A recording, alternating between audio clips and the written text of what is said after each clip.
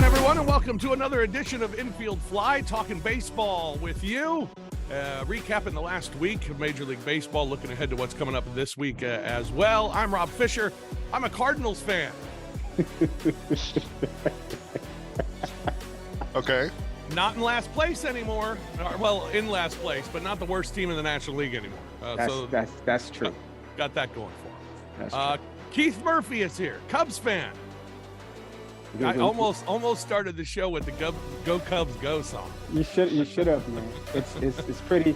I mean, the loss yesterday was, I didn't like that, but 5-game winning streak, I'll take that after that, Good week for the Cubs. And then there's Lang Whitaker. He's an Atlanta Braves. What's up, guys? Yeah. My goodness. He's always good. Chop hottest team in the game. He's got a top 3 guy on his team. We've got injuries. We're dealing with a lot right now with the Braves. A lot of adversity. I don't know. Yeah, we're soldiering through. We're doing our best. This is me right now. This is me with my violin. Yeah, it's been real difficult. Had to play, Washington and Detroit and our best pitchers are all hurt. Our best pitcher in the bullpen's hurt now. Yeah. Our best catcher's hurt. Sean Murphy. Oh yeah, that's right. He got hurt yesterday. Let me know when the game with the Washington Generals is coming up. That's what I want to know. We've had the hardest schedule in baseball. Oh, for crying out loud! Come on, cut it out. Is that true? I don't know, but it feels like we played. I told you guys a couple of weeks ago. We played the Red Sox. We've had to play all these good teams in the American League. I don't know. I need to look at strength of schedule, I guess. Yeah, I don't think it's very tough, but we'll see. Hey, the All-Star teams, the first ballot returns came in last week. And speaking of the Braves, things looking really well. Sean Murphy, number 1 as far as catchers are concerned. And Lang, I think you knew you were getting a good catcher in Sean Murphy when you got him, but my goodness, he's been far beyond what you could have expected. Yes. Yeah, especially offensively. I thought defensively we knew he was going to be great because he's won a couple Gold Gloves and been great. But offensively, he's been awesome. And I think maybe there's a lot less pressure on him in the Braves lineup than there was in Oakland, especially after Olsen got traded in Oakland, right? And playing in a smaller park and all that. But he's been unbelievable. Yeah, he's been great. At second base, Luis Arraez, who's flirting with 400, although he dipped a little bit this week. And then had a 5-for-5 game to get him back up to 390. So yeah. He's close, but he's leading at second base. Ozzie Albies right behind him. At shortstop, Orlando Arcia. Yeah, that's pretty wild. How about that? This was a guy that at the beginning of the season we thought they're keeping him and not Vaughn Grissom. Yeah, and here he is leading the All-Star voting. And they gave him a 3-year contract. I think it's for $8 million. And he needs to go to his agent and change that one. Too late. No kidding. Yeah. Sorry. Francisco Lindor is second at shortstop. And then you have first base, Freddie Freeman, the former Brave, at number 1, with Pete Alonso at number 2, Matt Olson at number 3, although Matt Olson's been phenomenal this year as well. Third base, you have Nolan Arenado of the Cardinals. He's got a slight lead over Austin Riley of the Braves.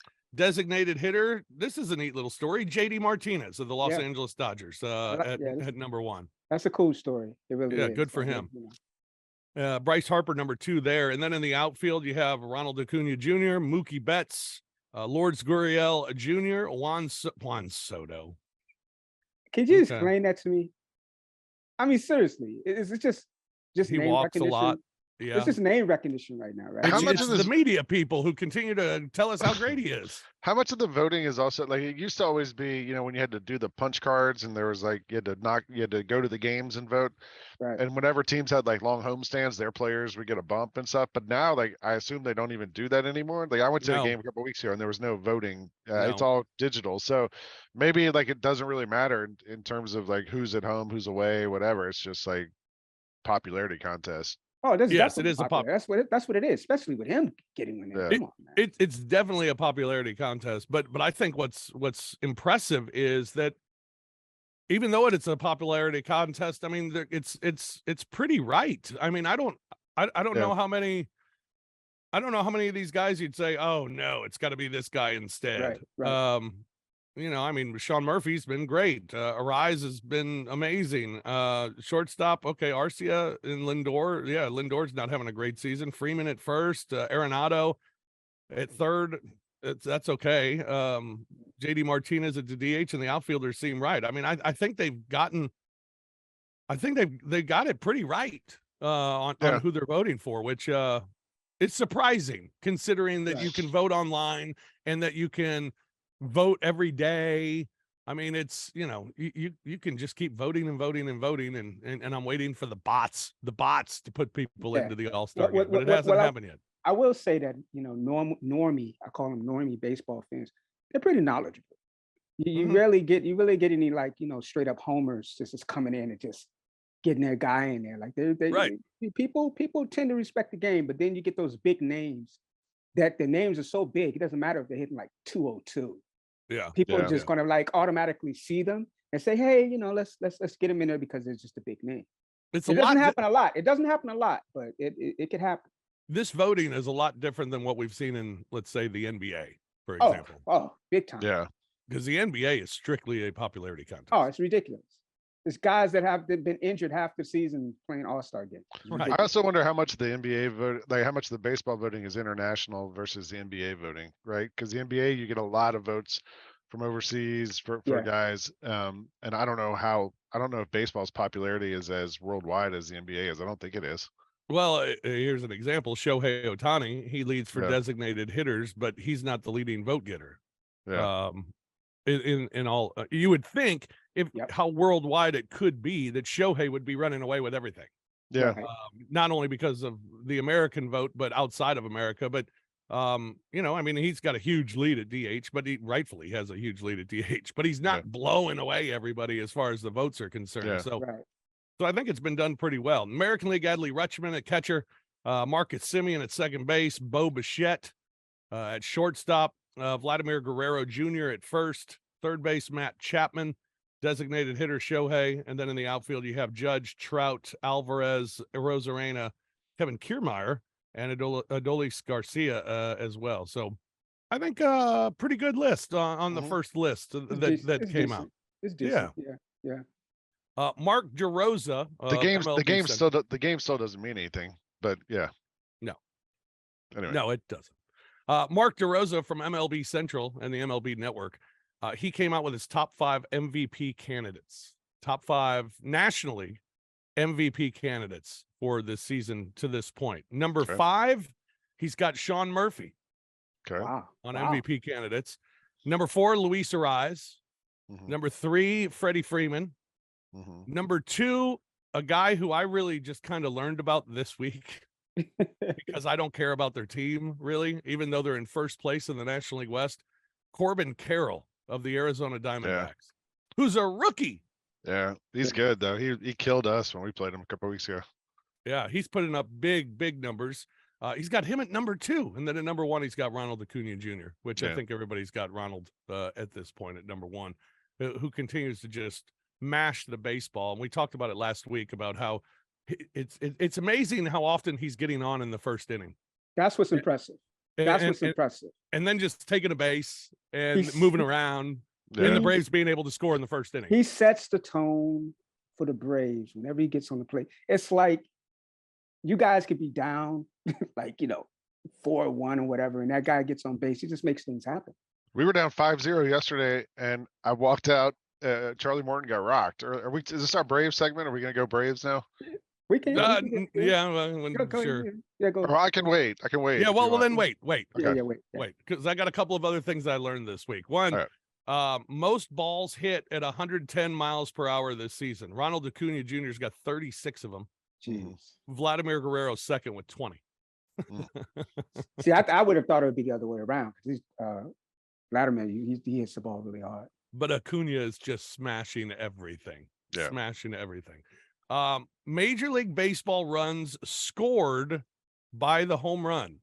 Runs scored by the home run. Last year it was 39.8%. This year it's 40.2.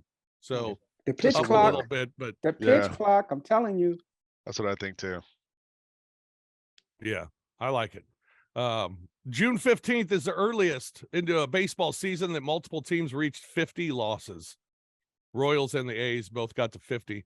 Previous earliest was June 18th, which happened in 2003, the Padres and the Tigers, and 2018, the Orioles and the Royals. So congratulations to the Royals and the A's for both getting to 50 losses before June 15th. Fantastic. And then the big story yesterday, Michael Harris II on Father's Day.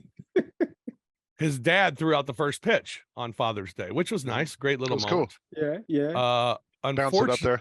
Unfortunately, Charlie Culberson of the Braves, his dad was supposed to throw out the first pitch, but Charlie got DFA'd before the game. Yeah. Ouch. They could have waited, man.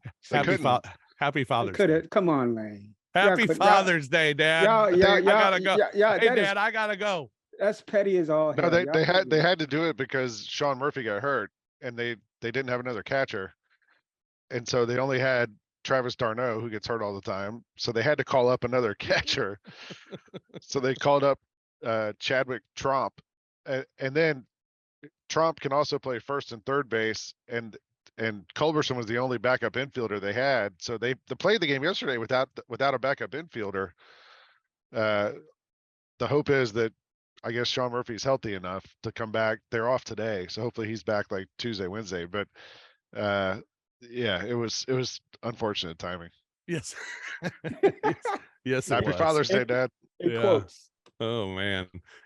Speaking of the Braves, let's get to the Braves. Braves this week won 2 of 3 at Detroit. They sweep 4 against Colorado. They won 13 of 15 games, including 6 straight. Here come the Braves. Ridiculous. Yeah. Actually, I looked it up. We have the like 26th toughest strength of schedule. Yeah. Maybe that's because we keep winning all the games, though. Like, I don't know. Right? Yeah. I mean, you got to play teams that are worse than you every time that you play. I think the big thing for the Braves this week that you guys were talking about how good Acuna's been. Snitker changed the batting order this week, and he dropped Matt Olson from 2 down to 5, I think. And he put Ozzie Albies up there in the 2 spot, because Ozzie's pretty good at just like making contact, staying alive, keeping it going. Olson strikes out a lot, hits a lot of home runs, RBIs, but strikes out a lot. And that's been a huge thing. Like I said yesterday, we were down 5-0, and I went upstairs to do something, and I came back downstairs and we were up 10-5. I was like, are you kidding me? Like they could just score runs like this. It's incredible to watch. Well, and they did that. One bad thing they lost one game this week, and it was a bad one. Blew a 3-run lead in the 9th in the opener against Detroit. Spencer Strider did improve to 7-2, although had a rough outing, allowed 3 bombs in the game, including one to Miguel Cabrera, who seemed as surprised as anybody that he hit a home run. Strider's last 6 starts, his ERA is 6.47. Concerned?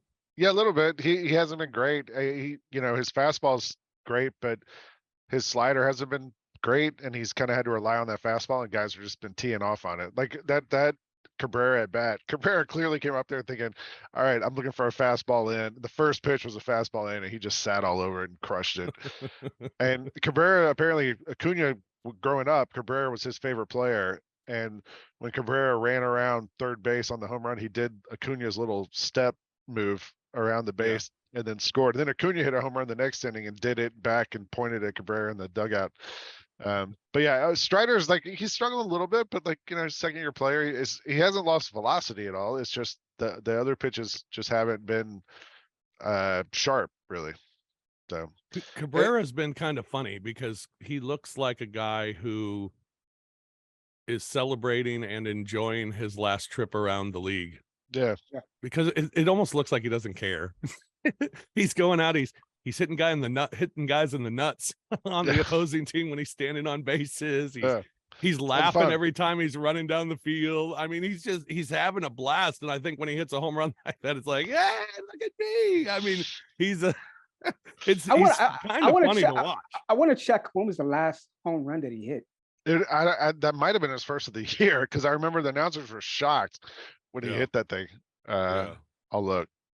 Yeah, I think it was. It's got to be like at least a year. Because I was listening to the Tigers radio in my car when that happened. Yeah, that's his first one of the season. Wow. He had 5 last year. That's crazy. 20-year-old AJ Smith-Shawver, 5 2/3 and 3 earned runs in his first start. Yep. He's impressive. He's been good.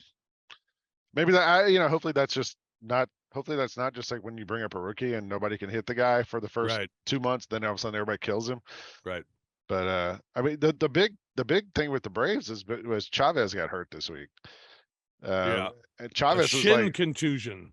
He got a ground, his Cabrera, I think, hit a grounder right up the middle, right off his leg, off his shin, and just dropped him like he got shot in the leg. And he was out.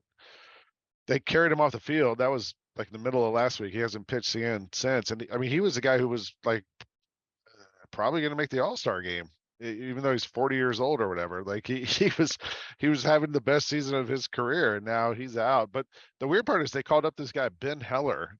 Have you guys remember him? He played on the Yankees. I don't know, but he sounds like a lawyer that just is probably being deposed somewhere. He was on the Yankees. He was on I think the Rays earlier this year. He's been on a bunch of teams and just had crazy injury problems throughout. And the Braves got him, sent him to the minors, and had him working on stuff. He's like 30, 32, something like that. But so far he's pitched, I think, I'm looking it up. He's pitched 3 innings. He has 8 strikeouts. Oh, wow. That's pretty good. He keeps coming into games and just fanning guys. So like, I mean, he's been a revelation for this bullpen who needed somebody to help him get through, because all the guys who were, with Fried still out, with Kyle Wright still out, like, and now Chavez out, like they're the bullpen pitching staff's been beat up. Yeah. Offensively though, the team's just on fire. Luckily we can just outscore everybody. Yeah, Olsen with a couple more bombs against Colorado, including a grand slam. Darno had a 2-home-run game. Rosario has 4 home runs, 2 in a game with 6 RBIs. And Michael Harris is on fire. First Braves player since 1900 with a 5-hit game out of the 9th spot in the order. Also the first Braves player, 22 or younger, with a 5-hit game since Andrew Jones in 1999. Rosario's got a home run in, I think, 4 games in a row, or 3 games in a row, but 4 home runs in 3 games. Yeah, he's red hot right now. Every time you bring up some like stat with Andrew Jones, like some record breaking stat, man's not in the Hall of Fame. I'm gonna keep saying it. It's just crazy, man. It's got to be something. There's got to be some vendetta. It's got to be. He'll make it in next year. He'll be in next year. That's my, him and Chipper are my favorite Braves of all time. So I've been rooting hard for him to get there. Matt Olson, 195 home runs in his first 806 games, same as Joe DiMaggio. Wow. Well done. How about that? Ronald Acuna, first player in history to have 15 homers and 30 stolen bases within the team's first 70 games of the season. Yeah. First player in history to do that. It's insane. Braves have won 13 of 15 and 6 straight games. All right, now the Cubs. Murph, sweep 3 against Pittsburgh. Yes. Win 2 of 3 against Baltimore. Yes. Have won 5 of the last 6, 7 of the last 9. That's a 5-1 week for those Cubbies. How about them Cubbies? Yeah. What's going right for the Cubs? The rotation is right. We're getting strong pitching, timely hitting. The ball is just leaping off of the bat, man. It's like people are making contact everywhere. It's the pitching, man. Like our pitchers has been, the bullpen has been great. I don't know what to say. I'm shocked. Just like you know what it is that Ross is just letting them play. Like he's not trying. I like that when the Cubs are finally good, he still has to. He can't give Ross any credit. I can. They're good in spite of Ross. But he's good. He's being a good manager by let's not tinker too much. Just let him play. And like I said, the pitching, the starting pitching has been. I think we got 2 of the best pitchers in the league. I really do. I think one of those guys could be in for the Cy Young, at least top 5 voting. So I'm feeling good about him right now. Well, Stroman can't stop losing. 6 innings, 4 hits, 2 runs, 5 strikeouts. He's now 8-4. Justin Steele got back from the injured list and got a win, 5 innings, 2 earned runs. He's now 7-2. Kyle Hendricks is pitching well. Smiley is 6-4. He had been struggling a little bit, but got a win against Pittsburgh. Scored 28 runs in the series against Pittsburgh. Cody Bellinger came back and started knocking the ball around a little bit. Swanson's knocking the ball around. Christopher Morel, Listen, couple of home runs. He's becoming my favorite Cubs right now. Morel, like that kid, kind of like Acuna, kind of reminds me of the kid is when he's going across the base after he makes a home run. It just looks like he's like 12 years old, man. Just looks like he's just having the time of his life. And I know people want to bean him for that. I know the team just hates that he's like celebrating, running, like pumping his fist and beating his chest. But man, forget that, man. That man wants to win and he's happy. Yeah, and he's been unbelievable. He has 12 home. How about this? Christopher Morel has 12 home runs this season, the most by a Cubs player through the first 30 games since Sammy Sosa in 2002. No juice either. Suspicious. Let's see. We'll see. But the kid, I like that kid. I like his game. I like the fact that it just seems like the game is easy to us. His swing is easy. He's got a lot of exuberance. The teammates love him. Like you can't explain it. You can't explain his power. I can explain his power. The kid has some pop in his bat, man. Come on. He's there. Come on, man. Don't be putting that on us. That's terrible. What did I say? Just because he has a good look at the Cubs. Look at the Cubs. Let the Cubs be, man. Come on, man. Fish is the one who brought up Sammy Sosa. I'm just listen. All I gotta say is if your GM continues to be like Beelzebub, I don't know what's going on over there, where guys are just coming out of the grave and just hitting. I don't know what's going on with it, but let us have our little bit of triumph. We're not killing it right now like the Braves, but we're getting there. Yeah. Most starts this season with 6 or more innings and no more than 2 runs allowed. Marcus Stroman, 13. Garrett Cole and Chris Bassett, 10. Kevin Gausman, Clayton Kershaw, Shane McClanahan, and Framber Valdez all have 9. But Stroman certainly on fire. Now, Stroman wrote on Twitter this week. Never good when you're writing on Twitter. Stroman wrote, quote, "My agent and I have made multiple attempts to engage the Cubs on an extension. The club wasn't interested in exploring it now. We'll see how it plays out. Love everything about the Cubs organization." Yeah, it's not good when you write on Twitter, and it's also not good when your tweet starts with "my agent and I." Yes. Now, Jed Hoyer of the Cubs said, "Honestly, like I talk about a million times, we just don't talk about those things. Obviously, he made that public. I love the fact that he wants to be here. We've had conversations about it. I'm not going to disclose what we've talked about, but there is dialogue, and we'll keep it in-house." The Cubs need to hurry up and sign him, because every time he does well on the mound, every pitch that he makes that looks like, oh, you should sign this guy, the price goes up. Like, just so does the return. That's true, but listen, just sign him. Like, it's not, they don't have decent pitchers in the league just growing on trees, man. If you can find a decent starter, a guy that can get you anywhere from 10 to 15 games, just sign him. If you had to guess today, is he a Cub after the deadline? No, I don't think so, because I think there's a reason why the Cubs are just doing this. I believe they just don't think that this is going to be a normal type of season for him. I think they think this is an aberration, unfortunately. But we're not in position. The Cubs are not in position to be playing that game. We're not the Yankees. Come on, man. Just sign the dude. Yeah. All right. The Cardinals, meanwhile, we went 2-4 this week, so not as good as either of y'all, but encouraging. 2-4. It's good for the Cardinals. Yeah, Cardinals went 2-4 and lost no ground in the Central Division, so that's good.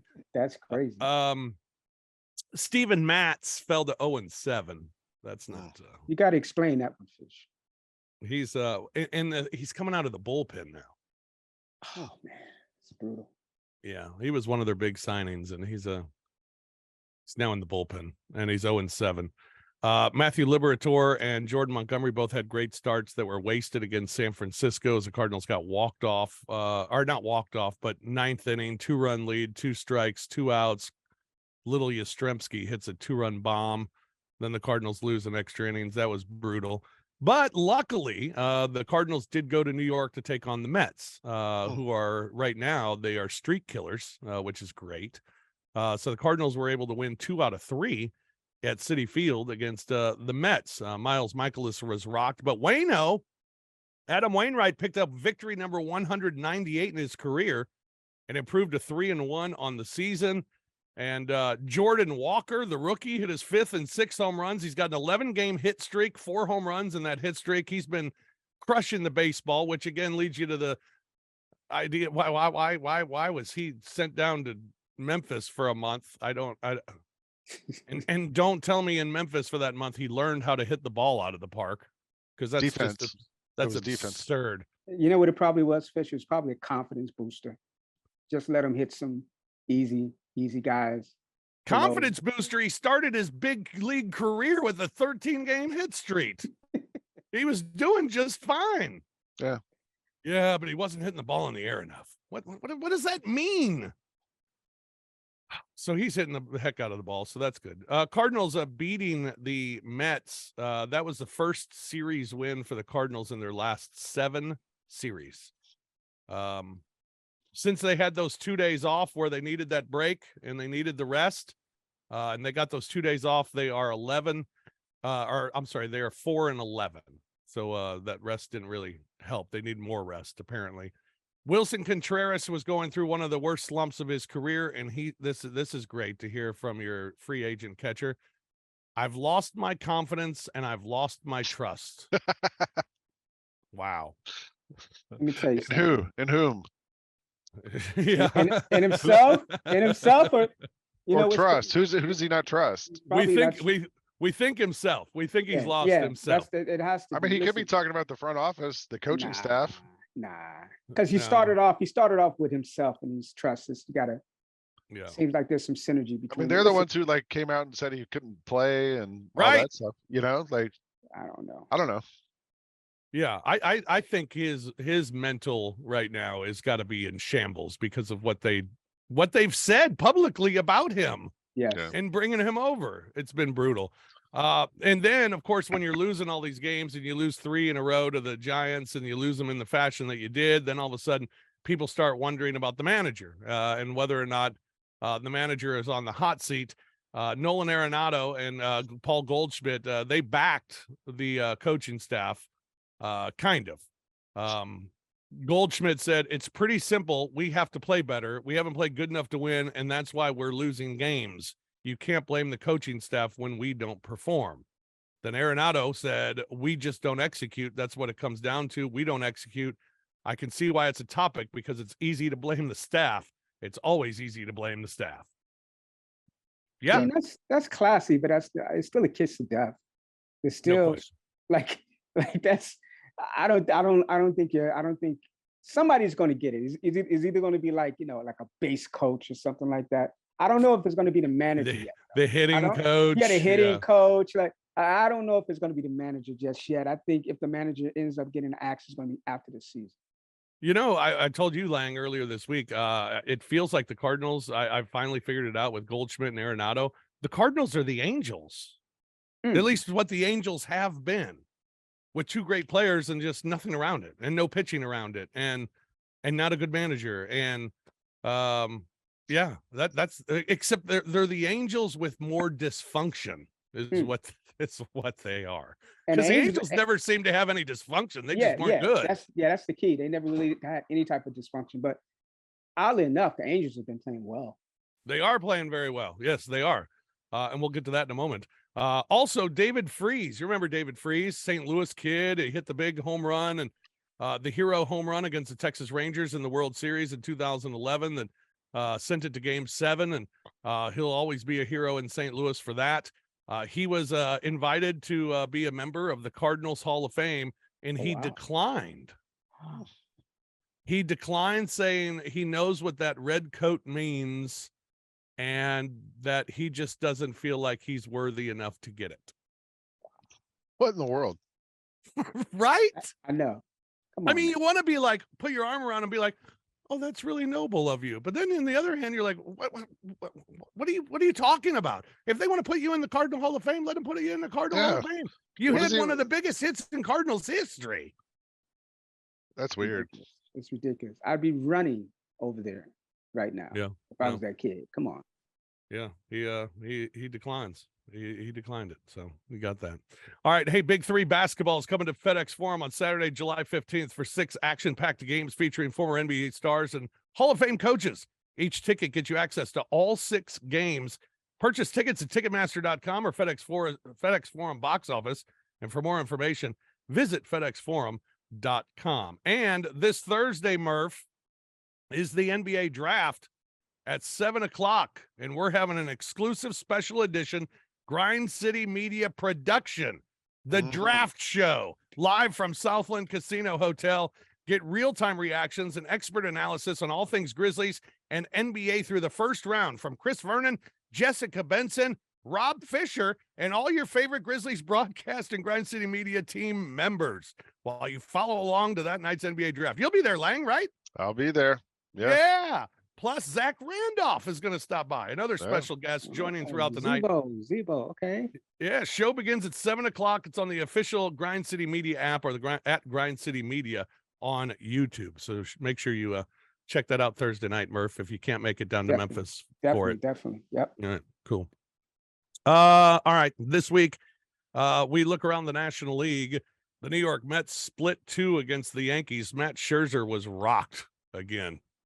Verlander was great, but had no decision. And then they lost 2 or 3 to the Cardinals. Mets have lost 11 of their last 14 games.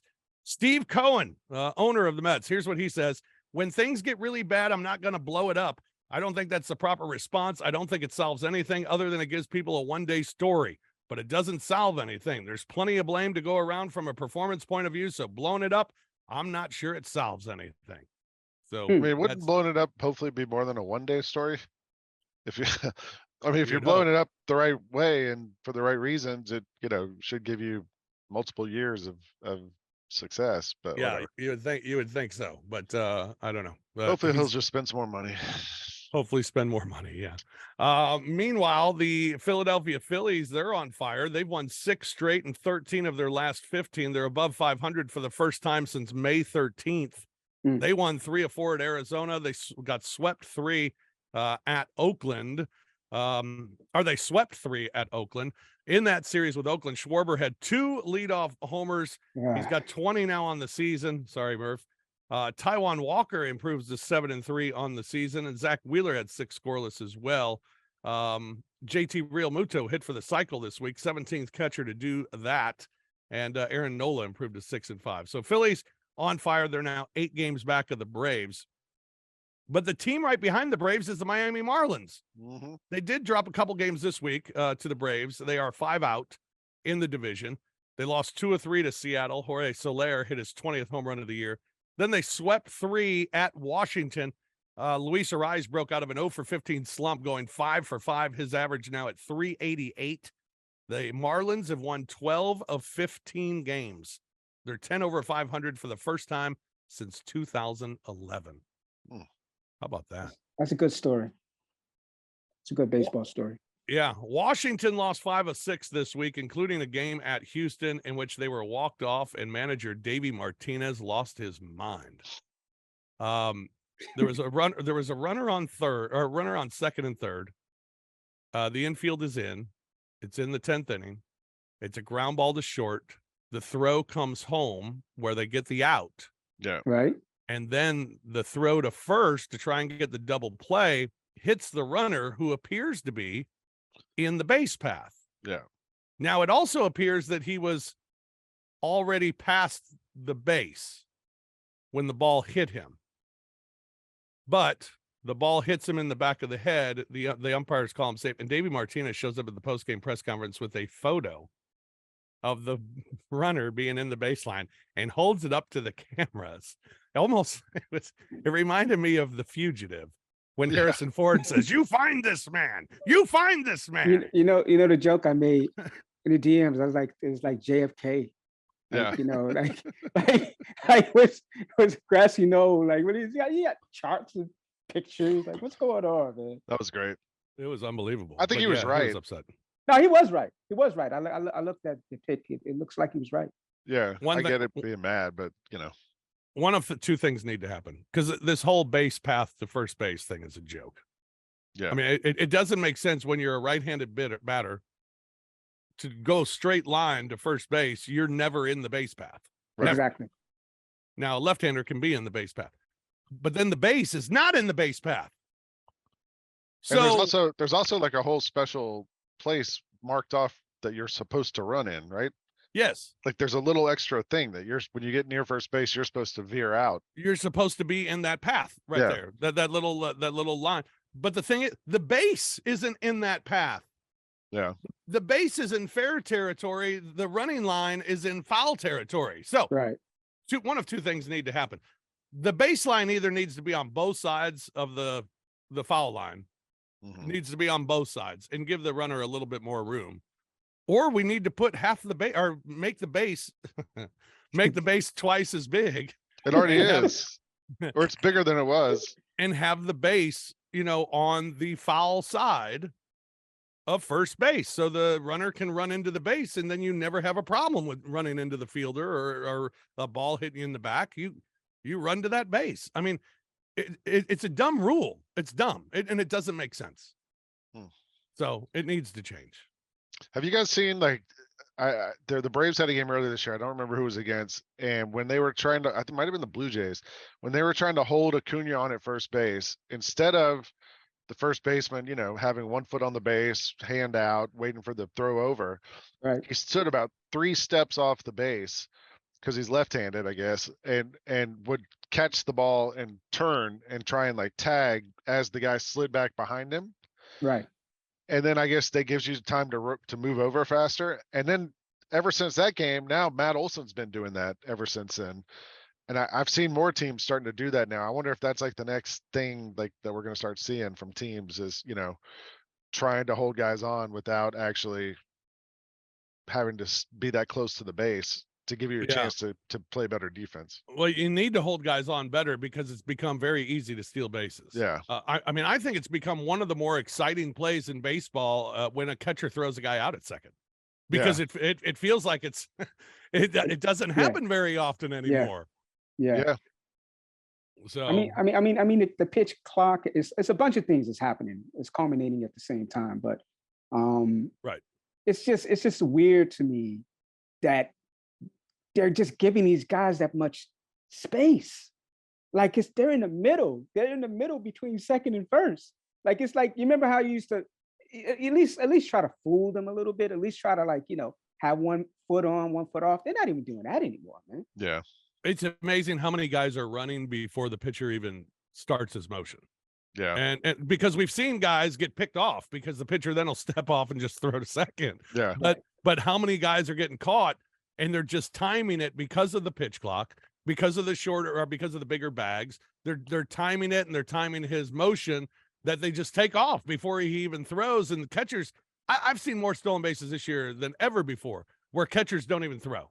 Or how about the dude on the They Yankees? just get it and throw it back to the pitcher. Guy who stole home on the Yankees the other night. Yeah. Like that's such a rare play, and that guy did it pretty easily. Yeah, it was unbelievable. And it stole second, went to third on a wild throw to second, and then stole home on like two straight pitches, and just it never was close.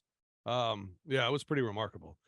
National League Central this week, Milwaukee Brewers find themselves in first place. They swept 2 at Minnesota, they were swept by 2, swept 2 games in Minnesota, and then they swept Pittsburgh for 3 in a battle of first and second place teams. Wade Miley came off the injured list through 5 scoreless as they moved into first place. Milwaukee has lost 6 of 9, but they have won their last 3 games. And there's a new team in second place in the Central Division.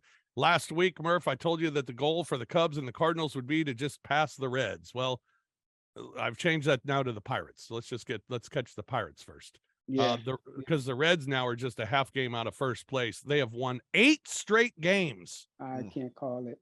They swept 3 at Kansas City, and then they sweep another 3 at Houston against the Astros. Rookie pitcher Andrew Abbott, 6 scoreless to go 3-0 and hasn't allowed a run in 3 starts. First baseball pitcher to go since 1893 when the mound was moved to open his career with 3 consecutive scoreless starts of at least 5 innings. That's unbelievable. That's amazing. One of the young guys at Cincinnati, they just keep bringing up these young guys, Will Benson, Ellie De La Cruz, Matt McClain, Andrew Abbott. It's just one after another, and they're all performing. And this team's won 8 in a row because they're playing with a lot of confidence. But Fish, they need to have great players because they've had losing seasons. I mean, like, of course you're going to have some guys coming up, and you're going to have some picks and this. That team has been so awful so many years. So for them to have this season, I mean, good for them. That's good for them. But I just don't want them over me. I don't want them over me. I'd rather have Pittsburgh over me than the Reds. Well, I keep thinking Cincinnati's too young to make the move, but I don't know. I mean, they're all playing above their heads right now, and they look like one of those teams that when you see young teams and you get to crunch time and you say, well, they just don't know any better. Right. That's how that's kind of how they're playing. It feels like they just don't know any better. They're just going out and playing ball and playing really well. They remind me of that young Padres team when they started to figure it out. Yeah. A few seasons ago. Like that. That's what they remind me of. I've watched more Reds baseball in the last 2 weeks than maybe ever before in my life. Congrats. Thank you very much. And I've been hitting on them too. Betting. Yes. I wonder if P. Rose is watching them.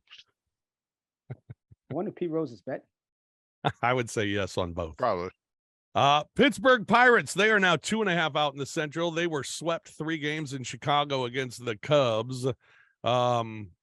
Jack Sawinski, 2-home run game in his 162nd career MLB game. He's got 33 big league home runs in 162 games. Pretty impressive for Captain Jack. Then they were swept 3 in Milwaukee. Mitch Keller fell to 8-3. Brian Reynolds, who was on fire to start the season, hit his 8th home run. But the Pirates have lost 6 straight games to move 2.5 back. They're only a game and a half up on the Cubs. Oh, and then the news gets worse. A bus driver who was hired to transport the Pirates from Chicago to Milwaukee was arrested and charged with a DUI on Thursday night after being pulled over by Illinois State Police troopers for driving erratically. The team bus was driving erratically. Were they on the bus? Yes.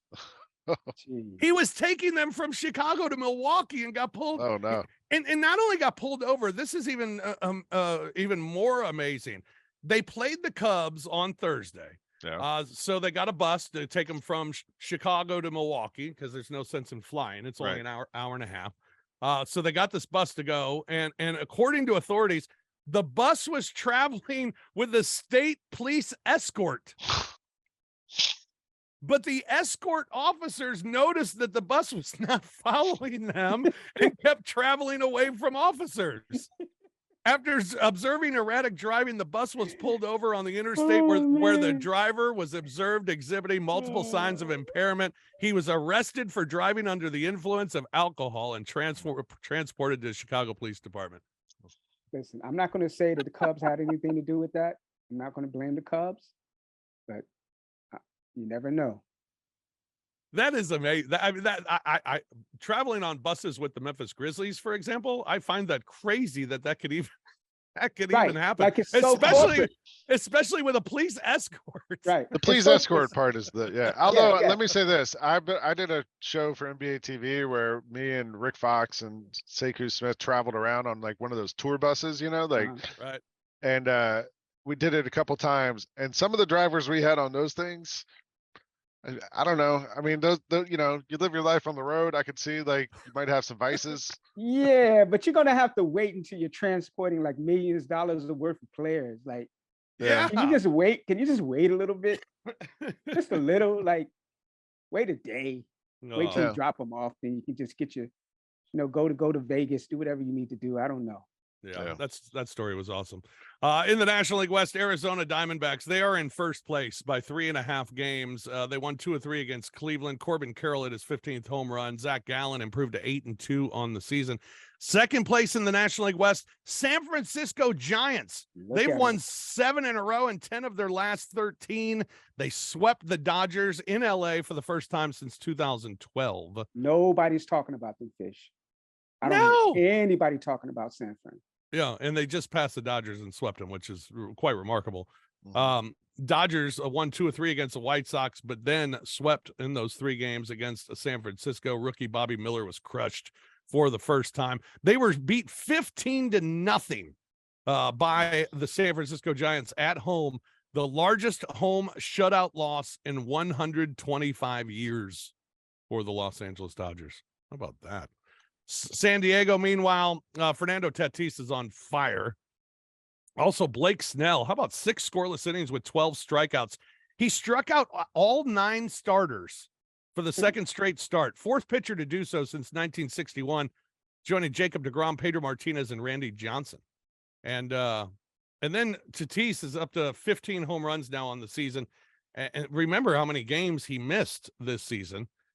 Since April 20th, when he made his debut, only Shohei and Mookie Betts have more home runs than Fernando Tatis. So there you go with him. Michael Wacha, a .91 ERA since May 2nd. He went 6 2/3 scoreless. He's now 7-2 on the season. All right, American League. We'll quickly go through the American League. In the American League East, let's see. Tampa Rays continue to dominate. In the East, Zach Eflin improved to 8-2. Shane McClanahan now 11-1. First team to 50 wins, 50-22, the fewest games to reach 50 wins in franchise history. And they got their closer back, Pete Fairbanks. He returned from the injured list, but when he returned from the injured list, he had a black eye. He was asked what happened. He said he dunked on his 3-year-old at the pool and pulled the hoop down on his face because he wanted to teach the kid a lesson. That's acceptable. So that's okay. Baltimore, they're in second place. They are 5 games back. Adley Rutschman hit home runs number 9 and 10 as they split 6 games this week. The New York Yankees are 10.5 games back, only 6 games now over 500. Isaiah Kiner-Falefa did steal home this week. That was pretty cool. And Carlos Rodon will begin his rehab assignment tomorrow for the AA Somerset Patriots. Any word when Judge is coming back? No. Apparently this big toe issue is a bigger issue than what they initially thought. Toronto Blue Jays, they lost 4 of 6 games this week as they continue to just kind of scuffle. They're 5 games over 500. And then Boston, they are 2 games over 500. They swept the Yankees in 3 games. Justin Turner up to 10 home runs. Oh, the American League Central. What a disaster. Mm-hmm. Minnesota's at 500. They are in first place. Nothing exciting about that. Cleveland is 5 games under 500. They are in second place. They lost 4 of 6 games this week. The Tigers are 5 games out, and the Tigers, they lost 2 of 3 to Atlanta. They did win 3 of 4 against Minnesota. They've lost 12 of their last 16. The White Sox are only 5.5 out. They lost 4 of 6 this week. Lance Lynn dropped his record to 4-8 despite going 7 innings, 3 earned runs, and 16 strikeouts. 16 strikeouts are the most by a pitcher with an ERA of 6 or greater since 1913. Get that man some run support, man. His ERA is over 6. He needs a lot of run support. Yeah. All right. Kansas City Royals. Here's the update on the Royals. Jordan Lyles, pitcher for the Royals, the Royals have now lost his first 14 starts this season. He is 0-11. They've lost his first 14 starts. First time that they've done that in franchise history. Jordan Lyles pitching tonight against the Detroit Tigers. So for you bettors out there, load up on Detroit tonight. Jordan Lyles, Royals are 0-14 when he starts. Royals have lost 11 of their last 12 games. American League West, Texas Rangers, they are the team in first place. They did beat Toronto 2 out of 3 games, came back from a 6-0 deficit to win 11-7. Dane Dunning improved to 6-1 on the season. Nathan Eovaldi had a great start, but lost to Shohei and the Angels and fell to 9-3. The Angels, meanwhile, are in second place. Shohei's on fire. 19th, 20th, 21st, 22nd, 23rd, and 24th all this week. Angels won 3 of 4 at Texas, and then they won 2 of 3 at Kansas City. And the game they lost in Kansas City, they blew an 8-2 lead in the 7th inning. So that one they're not very happy about. But Shohei hit a couple of opposite field second deck bombs. Nothing like hitting one in the second deck opposite field. My goodness. He's unbelievable. Rookie Zach Neto's been placed on the injured list with an oblique. And the Angels are adding Daniel Murphy. Oh, remember Daniel Murphy? yeah. Yeah. He hasn't played in 3 years. What's he been doing? I have no idea. Probably sitting on his couch. But he's joining the team, I guess, for a little magic, maybe. I don't know. Bad injury news for the Houston Astros. Yordan Alvarez out 4 weeks with an oblique. Lance McCullers is done for the season. And happy birthday, Dusty Baker. He turned 74 on Thursday. Seattle Mariners had a good week. They won 4 of their 6 games they played this week. Bryce Miller, pitcher for the Mariners, has gone 6 or more innings and allowed 2 or less hits in 4 of his 9 starts. First pitcher to ever do that within the first 9 games as a starting pitcher. He's gone 6 games with 1 or fewer runs pitching. So he's been magnificent. And the Oakland A's, they split 4 against Tampa. They had won 7 straight games, and 27,000 fans showed up for reverse boycott night. 27,000, which was kind of weird, but they had 27,000 in the stadium, which is about 23,000 more than they normally have. Rob Manfred, the commissioner of Major League Baseball, just made all the A's fans feel great when he talked about it. He says, I mean, it was great. It's great to see what is this year almost an average Major League Baseball crowd in one facility for one night. Wow, that's a great thing. That's some shade right there. Just get him to Vegas and be done with it. Stupid. It's bad. The Shohei notes for this week are obscene. Shohei this week went 10 of 23, 2 doubles, 6 home runs, and 12 RBIs. He's hitting 300 on the season with 24 homers and 58 RBIs. He's 6-2 pitching with 105 strikeouts and an ERA of 3.29. He's got a 15-game hit streak. His personal longest is 18. He has scored a run in 10 straight games. Major league players with 20 home runs and 100 strikeouts pitching in a season. Shohei's done it the last 3 years. He's the only one to ever do it. Highest career OPS in June since 1906. Lou Gehrig, 1.208. Babe Ruth, 1.207. Shohei Ohtani, 1.161. It's insane. Shohei is the first player to have a share of the Major League Baseball lead in home runs hit and batting average allowed at the end of any given day since 1900. His 24 home runs are the second most by an Angels player all time through June, and he's still got 10 more games this month. The only player with more home runs through June in Angels history, Shohei Ohtani at 28 in 2021. So far this season, Shohei's hit more home runs than any other American League batter, and he has struck out more batters than all but one American League pitcher. The 4th fewest games played to reach 150 home runs and 75 stolen bases in Major League Baseball, trailing only Willie Mays, Jose Canseco, and Alex Rodriguez. And the last 2 was on juice. That's right. Well, I'm surprised Lang didn't jump in with that. Didn't have time. Big juice fan. However, it is said this week that they're going to start controlling Shohei's workload going forward because of potential fatigue, because his pitching numbers haven't been as great here recently. No kidding. He's doing everything except operate the scoreboard, man. That dude's doing everything. And he's still got the best ERA on the team. I mean, he's got every statistical category, pitching and hitting. He is the leader for the team. I mean, he's the MVP. Why control his workload? He's the MVP right now. Yes, no doubt. It's by far. Rough week for Wando Franco, 6 of 28, a double. His average down to 290, down 9 points. Julio Rodriguez was 6 of 26, 3 runs scored, 2 doubles, 3 RBIs. He's hitting 244 now. He reached 40 home runs and 40 stolen bases in his 200th game. It's the second fastest by any player since 1900. Fernando Tatis Jr. did it in 185 games. Juan Soto. How about this week for Juan Soto? 3 for 17 with a double and a homer and 8 walks. The walks just don't impress me. He's hitting 252 on the season, 11 homers, 33 RBIs. He has had a walk in 6 straight games. Why does it not impress you? Like, I mean, would you rather he strike out on those pitches? No, but I'm paying him $30 million to drive in runs. Walking to first base ain't doing crap. Apparently, they're not throwing pitches he can hit.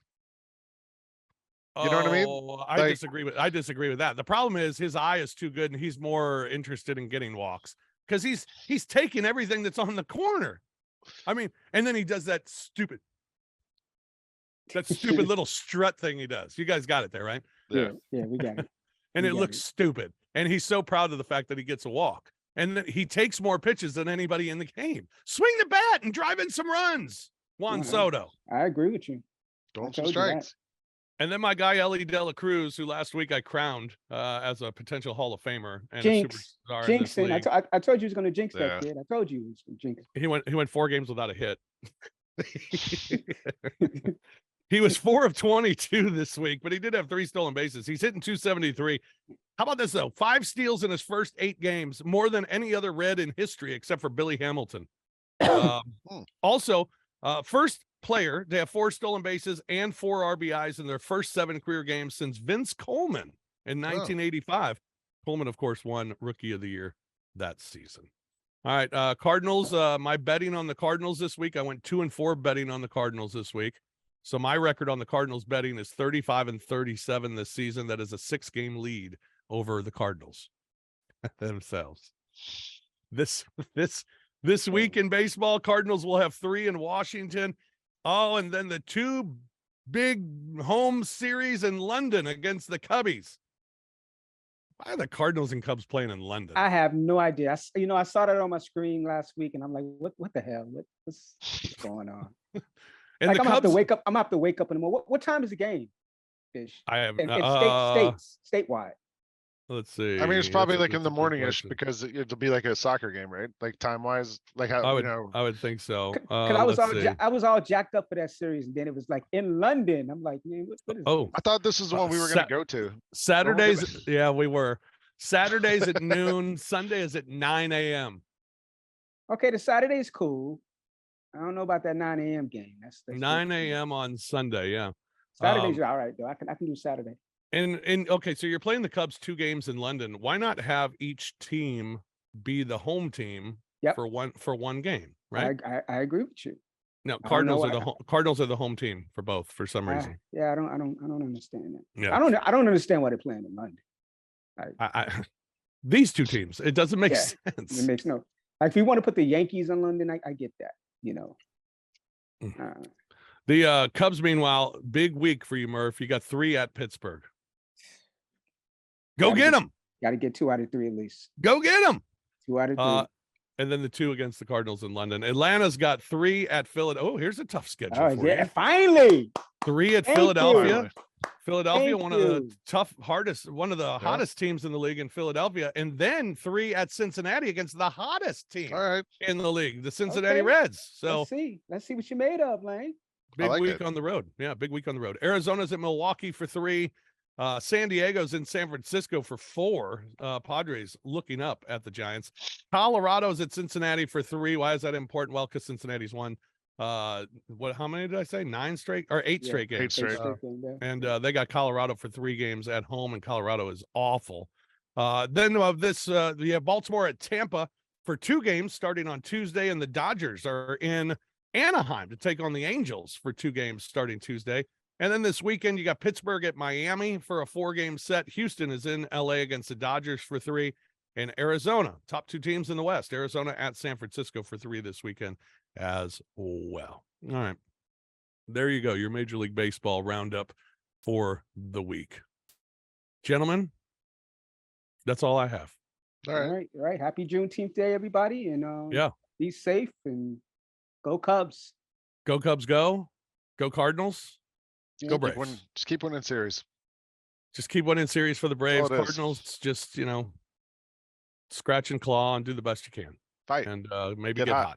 Yeah. Yep, get hot. Bring those T-shirts back out. Exactly. All right. That's going to do it for us this week here on Infield Fly. Thank you for joining us.